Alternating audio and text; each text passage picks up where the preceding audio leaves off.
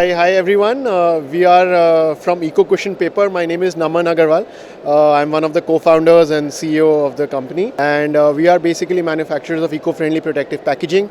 Our main product being EcoCushion Paper, which is an alternative to plastic bubble wraps, and we are trying to replace plastic bubble wraps, thermocol, wherever and however we can. And it is now this product is being widely used across different industries.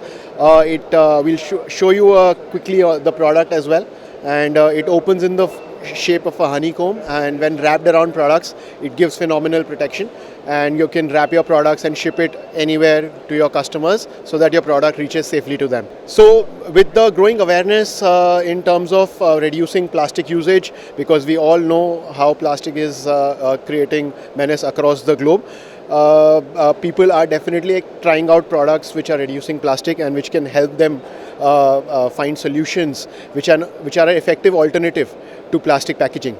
So this product being one of them, and that is why people are definitely trying to experiment. We have a manufacturing facility in Mumbai, and we are supplying across the country. And we have a manufacturing facility in Navi Mumbai. We are doing it there.